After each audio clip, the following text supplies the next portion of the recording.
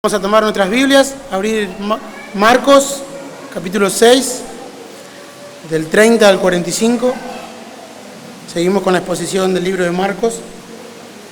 Marcos, capítulo 6, del 30 al 45.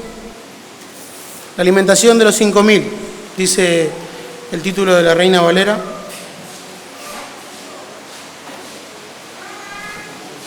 Vamos a dar lecturas todos juntos. Amén. Entonces los apóstoles se juntaron con Jesús y le contaron todo lo que habían hecho y lo que habían enseñado. Él les dijo: venid vosotros aparte a un lugar desierto, descansad un poco, porque eran muchos los que iban y venían, de manera que ni aún tenían tiempo para comer.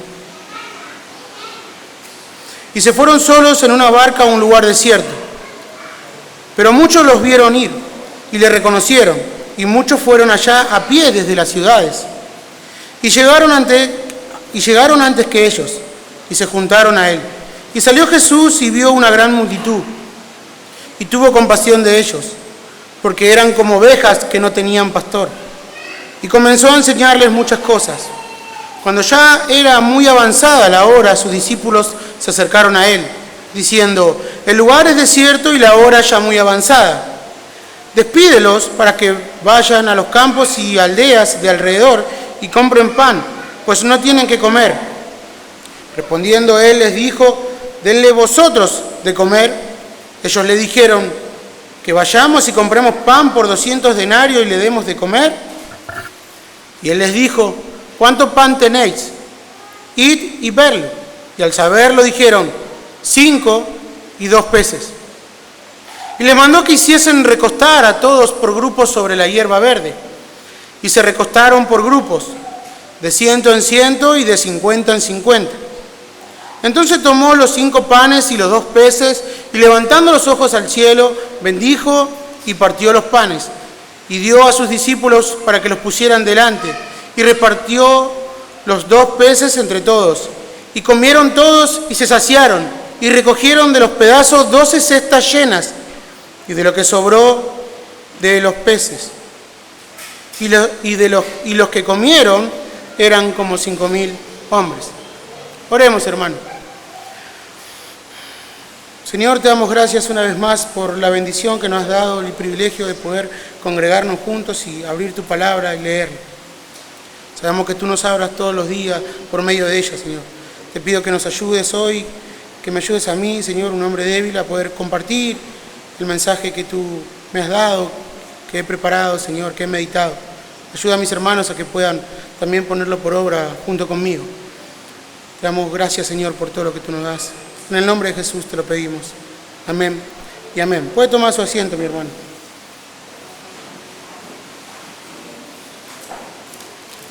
Y este texto, hermano, que me toca compartir, se desarrolla de la mano de versículos anteriores, de la misión de los 12 discípulos que predicó nuestro hermano Víctor. Luego de esos versículos, que es el capítulo 6 y el versículo 7, viene la muerte de Juan el Bautista, que predicó nuestro hermano Nasa. Pero aquí hace una continuación de los versículos que predicó nuestro hermano Víctor. Nuestro Señor Jesucristo encomienda esta misión evangelística a los 12 apóstoles y dándole poder para que pudieran ellos sanar, para ellos tenían poder sobre los demonios, y también predicando el evangelio, el arrepentimiento de los pecados.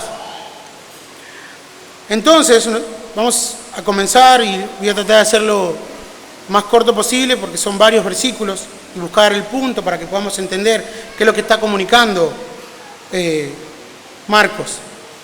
Sabemos que nuestro Señor mandó de 2 en 2 y le dio esta autoridad. Y luego ellos volvieron. Entonces nuestro versículo 30 comienza a decir que los apóstoles se juntan con nuestro Señor Jesucristo. Ellos vuelven y dicen, le contaron de lo que habían hecho y lo que habían enseñado. Entonces nuestro Señor Jesucristo en ese momento quiere llevarlos a un lugar privado para que pudieran ellos no solo poder contarles lo que había sucedido, sino también descansar. Y esto es algo que nosotros debemos pensar y mirar con atención lo que está sucediendo en el libro de Marcos. porque el ministerio de nuestro Señor Jesucristo y de los apóstoles que le seguían a Él era bastante intenso. No tenían tiempo ellos prácticamente ni para comer, prácticamente para descansar, no tenían tiempo prácticamente para nada. Pero es un gozo. Hoy en día, si usted está sirviendo al Señor y está con su familia y está trabajando, es probable que no tenga tiempo. Muchos de los hermanos que están sirviendo aquí y de los que están en el ministerio, su tiempo es corto para hacer muchas cosas no planeadas. Porque el ministerio y el servir al Señor y estar en la iglesia sirviendo demanda mucho tiempo. Pero el tiempo es lo más valioso que nosotros tenemos. El tiempo es lo que el Señor nos ha dado para poder glorificarlo a Él. Y es el tiempo que nosotros tenemos en esta tierra para poder servirle y poder comunicar el Evangelio. Así que cabe destacar esto, que es el tiempo que el Señor tuvo. Recuerda cuando se predicó sobre nuestro Señor Jesucristo que estaba sobre la barca y cuando iba a cruzar del otro lado, nuestro Señor Jesucristo se queda dormido. Y sabemos que Él era 100% hombre. Y no pecó. Y se queda dormido en ese momento y los discípulos así lo toman como estaba dormido, lo ponen en la barca y siguen hacia el otro lado. Luego viene esa tormenta tan grande que ni aún la tormenta lo había despertado, porque el Señor estaba cansado. Era un ministerio agotador, es un ministerio agotador. Pero es un gozo poder servir al Señor. Es un gozo poder gastar nuestro tiempo en Cristo. De lo cual todos nosotros deberíamos tomarnos y meditar en esto. ¿En qué estoy gastando este tiempo? Si los discípulos no tenían tiempo, nuestro Señor no tenía tiempo, pero a mí me sobra tanto el tiempo. ¿Por qué me sobra tanto el tiempo? ¿Por qué? ¿Qué estoy invirtiendo yo mi tiempo? ¿Cuál es mi disciplina que yo hago para que ese tiempo me rinda y sea fructífero en la obra del Señor? Debería usted y yo que meditemos juntos en esto. Versículo 32. Y se fueron a una barca a un lugar desierto. Y esta era la idea de buscar el lugar desierto, de poder saber todo lo que ellos habían aprendido, saber lo que ellos habían hecho. Pero cuenta Marcos que lo seguían,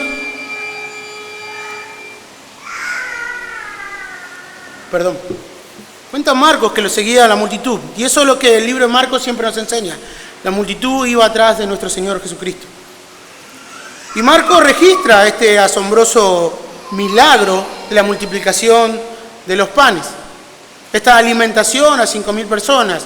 Luego más adelante veremos que no eran solamente 5.000 personas las que estaban allí, sino eran por lo menos 4 veces más. Pero lo importante es que vemos aquí a nuestro Señor preocupado.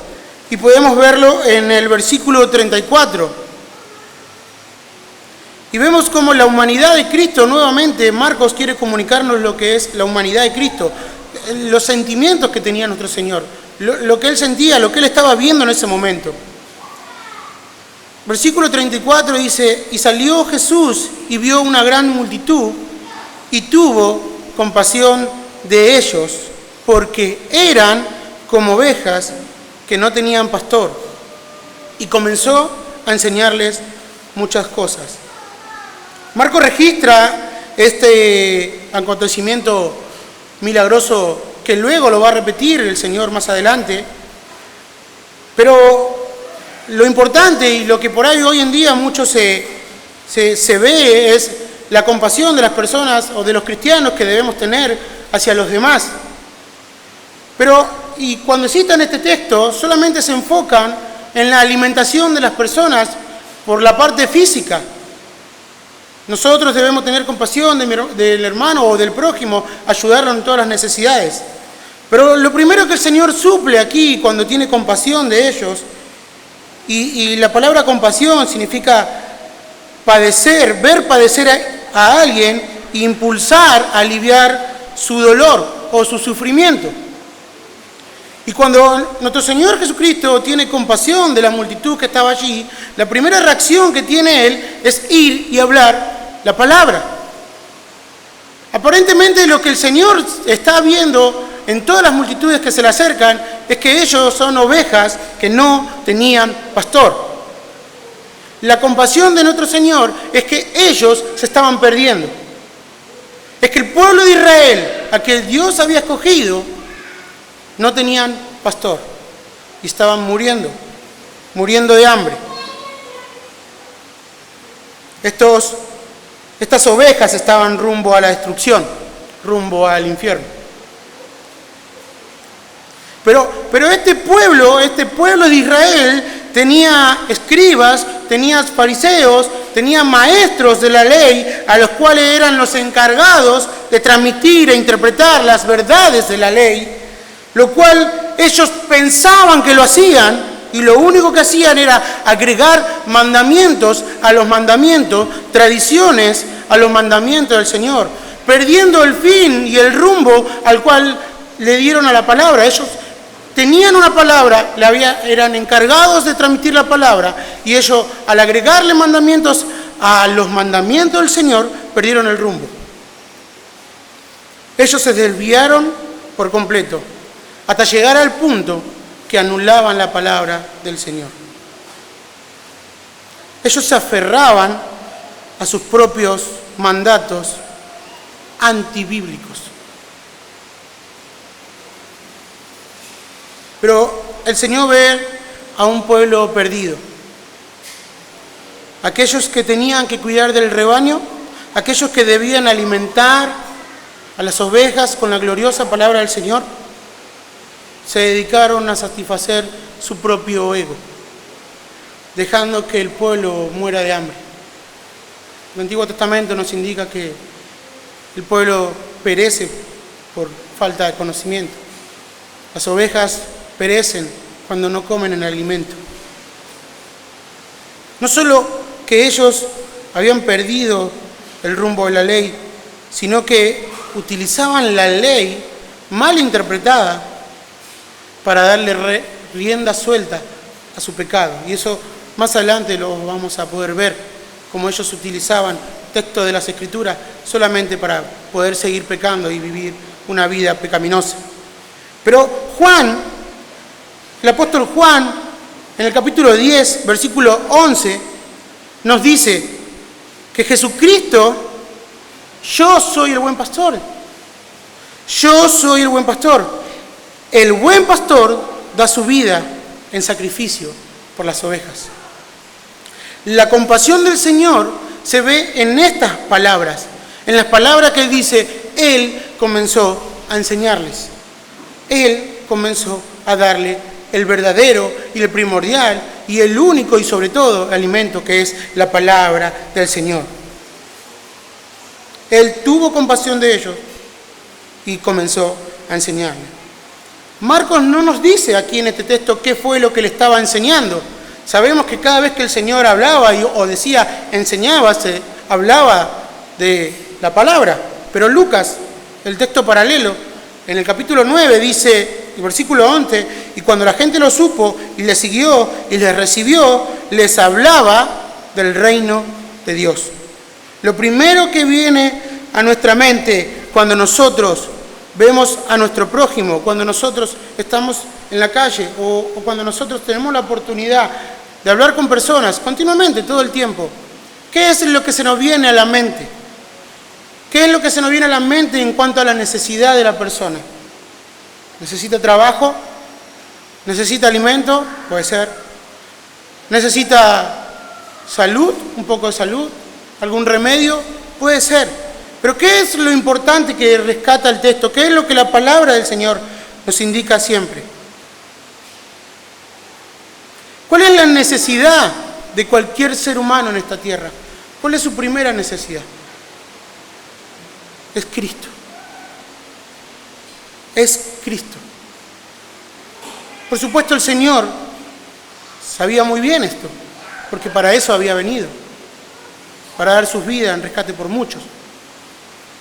Y Él, cada vez que hablaba su palabra. Lamentablemente hoy escasea mucho las iglesias bíblicas, hombres y mujeres que amen la palabra del Señor. y a veces están metidos en lugares que solo aman lo que el mundo le está ofreciendo, lo que su propia carne le está pidiendo.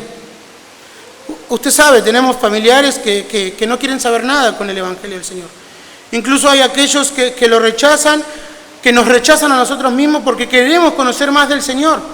No puede ser que otra vez tengas reunión. Tantas veces en la semana tenés reunión. Otra vez. ¿Y si faltas? ¿Qué pasaría si faltas? No, nada. Entonces puede faltar, claro, pero no quiero. No quiero. Yo quiero venir a la casa del Señor. Quiero venir a escuchar su palabra. Son los deseos nuevos que el Señor ha puesto en cada creyente. También tenemos aquellos que hacen mercadería del Evangelio, aquellos que solo siguen al Señor, como mucho de este pueblo que lo va a seguir más adelante por los panes y por los peces, solamente por lo que el Señor le pudiera dar, por esa obra milagrosa. Pero muchos de nosotros venimos también de iglesias o de lugares, o nosotros mismos venimos de vivir de esa manera, seguir a Dios solamente por lo que Él nos pudiera dar, económicamente, materialmente. Ahora nosotros estamos entendiendo la verdad.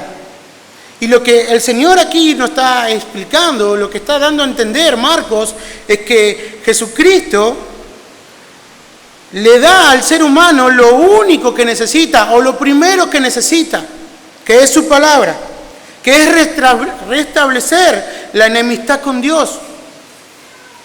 Porque sabemos que el fin de cada persona que no se arrepienta de su pecado y vaya a los pies de Cristo, sufrirá eternamente.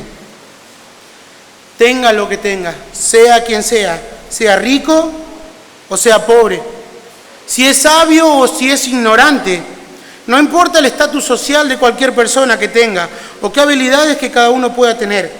Si tú eres famoso o si nadie te conoce, un día tendrás que dar cuenta delante del Creador, a menos que hayas creído en el Evangelio de Jesucristo, que hayas creído en aquel que vino y te dio el alimento, que es su palabra, su Evangelio. Por eso Dios envió a su Hijo para darnos salvación. Cuando Jesucristo hablaba, Jesucristo glorificaba al Padre, siendo 100% hombre, siendo 100% Dios, sin pecado. Él hablaba con ese amor al pueblo. Él nos habla a nosotros a través de su palabra, con ese amor. Dice en su palabra que con amor eterno nos ha amado. Desde antes de la fundación del mundo, Él nos escogió. Tenemos hoy en día, mirando estos pasajes, personas o iglesias que solamente interpretan que debemos ayudar a alimentar a las personas que tienen necesidad. Y eso está bien. Lo que no se establece o que muchos no entienden cuál es la verdadera necesidad del hombre. Y es su palabra. Tiene que haber ese equilibrio. Primeramente su palabra, luego la ayuda que necesita. Primeramente su palabra, luego la ayuda. Porque el Señor tuvo compasión de ellos, porque eran como ovejas que no tenían pastor. Si nuestro mayor problema, mi hermano, hubiese sido económico, Dios hubiese enviado a un economista. Si hubiese sido psicológico o emocional el problema que nosotros tenemos, hubiese enviado, dice el pastor Sugel Michelén, a un psicólogo, no, a un psiquiatra cósmico, para que pudiera entender nuestra mente. Si hubiese sido de salud nuestro mayor problema, hubiese enviado a un médico. Pero Dios envió a un Salvador. Dios envió a un Salvador. Porque el más serio problema del hombre es su pecado. Es el pecado que mora dentro de él. Versículo 35. Cuando ya era avanzada la hora, sus discípulos se acercaron a él, diciendo: el lugar es desierto y la hora ya muy avanzada.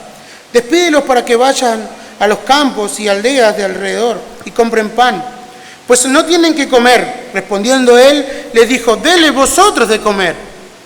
Ellos le dijeron: que vayamos y compremos pan por 200 denarios y le demos de comer. Y él le dijo, ¿cuántos panes tenéis? Id y vedlo. Y al saberlo dijeron 5 y 2 peces. Esta conversación que tiene nuestro Señor con los discípulos era para que los discípulos empiecen a entender un poco más. Ahora, ellos estaban ahí como preguntándose, ¿cómo le daremos de comer a tanta gente? Pero cuando nuestro hermano Víctor predicó sobre la misión de los 12 discípulos, nos dimos cuenta que el texto de Marcos les decía, vayan a predicar el Evangelio sin nada. No lleven cinturón, no lleven ropa de repuesto, no lleven el celular, no lleven la tablet, no lleven nada, ni el cargador, nada. Vayan ustedes a predicar. Y le dio poder y le dio autoridad. Y ellos, aún viendo que en ese momento no le había faltado nada, se preguntan. Y pensábamos entre los hermanos diciendo, la verdad que la respuesta de los discípulos tendría que haber sido, Señor, tú puedes, tú lo sabes, tú puedes hacer grandes cosas, vienes haciendo grandes cosas. Pero parece que aún los discípulos estaban en el proceso de aprendizaje, igual que estamos nosotros. Este milagro de la multiplicación es sin duda extraordinario. Y vemos no solo como aquí, sino versículos más adelante va a ser otro milagro igual, de 4.000 personas, la alimentación de 4.000 personas. Aún así, aunque ellos no lo podían creer, o aunque ellos no sabían cómo iban a alimentar a las personas, el Señor multiplicó la comida y sació el estómago de cada uno.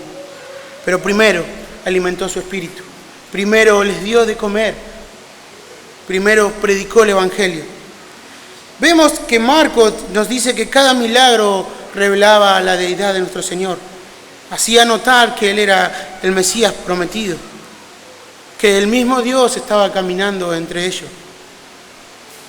Aunque estas señales eran muy notorias y prácticamente únicas, que ninguno después reprodució este hecho como la alimentación de tantas personas que hizo la multiplicación nuestro Señor. Aún así, los escribas y los fariseos, capítulos más adelante, bueno, necesitamos una señal del cielo para creer. Aún así, ellos estaban ahí cegados. Lo único que había en ese momento eran 5 panes y 2 peces. Orando al cielo, el Señor lo bendijo y comenzó a repartir. Y a la hora de repartir los alimentos, los judíos tenían una forma de administrar la comida, es ponerse de a 100, armar grupos para poder repartir la comida. La historia, o Marcos nos dice que de la cesta nunca se vaciaba la comida. La comida cada vez se iba multiplicando, la cesta iba pasándose, según lo que Marcos nos indica, cómo los judíos se pasaban la comida. La comida iba pasándose. Los 5 panes se multiplicaron, los 2 peces se multiplicaron y se multiplicaron, hasta que sobraron 12 cestas llenas, y todo lo que sobró de los peces. Mis hermanos, la vida de cada uno de nosotros, de los que estamos aquí, está marcada por testimonios de que el Señor nos ha provisto siempre en nuestras necesidades. Yo recuerdo algo que cuando era muy chico, recuerda el año 2001. Allá escaseaba el trabajo y mi papá era carpintero. Nosotros vivíamos con mi mamá, con mis hermanos, éramos muy chicos y recuerdo que mi papá tenía máquinas grandes, trabajaba en el patio y siempre trabajaba. Pero cuando vino la época del 2001, empezó a escasear. No que nos faltó, sino que escaseaba el trabajo, escaseaba como todos lados. Ustedes ya saben esa época. Y recuerdo que vino una lluvia muy grande, de varios días. Y nosotros no teníamos nada. Es más, hasta la luz debíamos. Teníamos más aviso que la ruta 3. Recuerda que la luz venía en sobres de colores. Ya no sabían qué colores mandarnos. No venían a cortarnos porque estaba lloviendo. Pero sí escaseaba. Y recuerdo muy bien que mis padres estaban en nuestra pieza orando y viéndole al Señor. Y en medio de esa lluvia, viene una anciana con un paraguas, pero llovía, hermano, a cántaros, me acuerdo patente. Y la señora vino, mi papá salió, sí señora, no quiero hacerle una cucha para el perro. En medio de la lluvia. Mi papá lo mira y dice, pero tengo todas las máquinas acá afuera, no puedo trabajar, no importa, yo le pago todo, cuando pare la lluvia usted me la hace. Ahí vimos la provisión del Señor una vez más. Así que usted debe tener muchas de esas, que el Señor provee siempre. Somos testimonios andantes, porque el Señor siempre provee para nuestras necesidades. Él es nuestro proveedor. Él nunca nos dejará, nunca nos desamparará. Pero ¿cuál es el verdadero pan que nosotros debemos comer? Y es a Cristo, el verdadero pan de vida. Juan, capítulo 6, versículo 25, pasaje paralelo.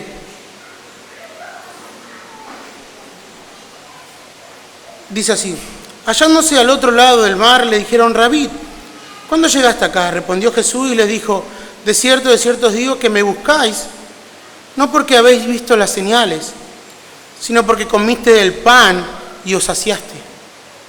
Trabajad no por la comida que perece, sino por la comida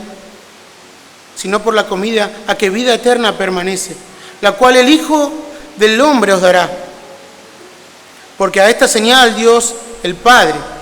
Entonces le dijeron: ¿qué debemos hacer para poner en práctica las obras de Dios? Respondió Jesús y les dijo: esta es la obra de Dios, que creáis en aquel que ha enviado. Le dijeron entonces: ¿qué señal pues haces tú para que veamos y te creamos? ¿Qué obras haces? Nuestros padres comieron el maná en el desierto, como está escrito. Esa es la señal que había dado el Padre para ellos cuando le dijeron esto. Y Jesús les dijo: de cierto, verdad, verdad, afirmando, no os dio Moisés el pan del cielo, mas mi Padre os da el verdadero pan del cielo. Porque el pan de Dios es aquel que descendió del cielo y da vida al mundo. Le dijeron: Señor, danos siempre de este pan. Y Jesús les dijo: yo soy el pan de vida. El que viene a mí nunca tendrá hambre, y el que en mí cree no tendrá sed jamás. Él es el verdadero pan de vida. Procure, mi hermano, estar alimentado con la palabra. Procure haber comido del verdadero pan de vida, nuestra primera prioridad y necesidad. Y si usted ya comió, y si usted está comiendo, comparta esa comida. Comparta de Cristo. Mañana la mayoría nos reuniremos con los familiares o algunos con alguna visita celebrando la Navidad, el nacimiento de nuestro Señor Jesucristo. Pero allí donde usted esté, comparta primero el pan de vida, que es nuestro Señor Jesús. Vamos a orar, hermano. Señor, te damos gracias por tu palabra, Señor, por tu amor inagotable, que siempre es. Entendemos